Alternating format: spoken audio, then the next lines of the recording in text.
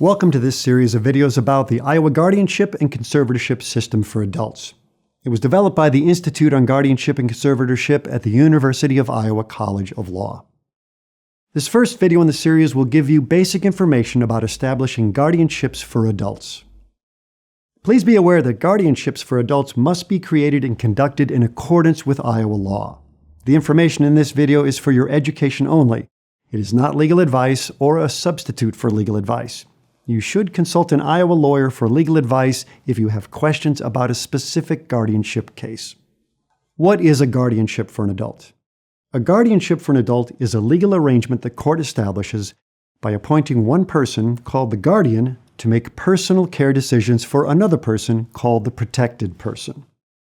A guardian makes personal care decisions for the protected person, such as living arrangements, health services, education, and other kinds of care and services. When can the court establish a guardianship for an adult? Iowa law spells out the requirements to establish a guardianship for an adult. First, the court must decide that the person's decision-making capacity is so impaired that the person is unable to provide for their own safety or for necessities such as food, shelter, clothing, or medical care without which physical injury or illness may occur. Second, the court must decide the appointment of a guardian is in the best interest of the protected person. The court must base these decisions on clear and convincing evidence. In other words, the court must decide a person cannot care for or protect themselves and needs the help of a guardian in making decisions because of impaired decision-making ability. Various types of disabilities or illnesses may impair a person's ability to make decisions, leading to a court appointing a guardian.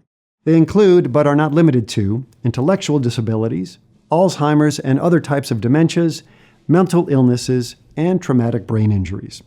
A guardianship significantly restricts the protected person's independence and freedom. When a guardian is appointed, the protected person no longer has the legal authority to make most personal care decisions. The guardian makes these decisions for the protected person unless limited by the court. In some cases, however, there may be help and support available that would meet the person's needs and would be less restrictive than a guardianship. If there is such a less restrictive alternative, a guardianship should not be established. To establish a guardianship for an adult, a document requesting the appointment of a guardian must be filed with the court. This document is called a petition. Any person concerned about the welfare of an adult may file a guardianship petition.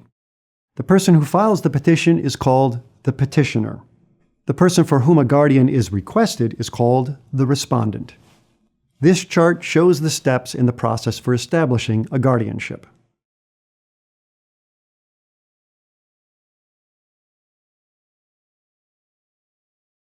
During this process, the respondent has a right to have a lawyer appointed by the court.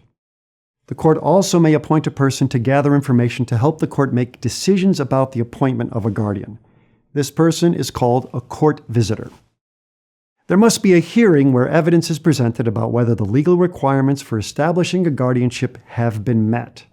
The respondent has a right to be present at this hearing. Iowa law does not require specific qualifications for a person to be appointed as a guardian for an adult.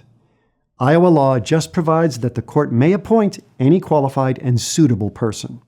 Although the court may appoint any qualified and suitable person as a guardian, most guardians of protected persons are their family members.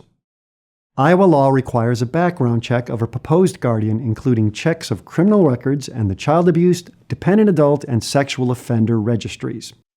The court must consider this background check in deciding whether to appoint a proposed guardian.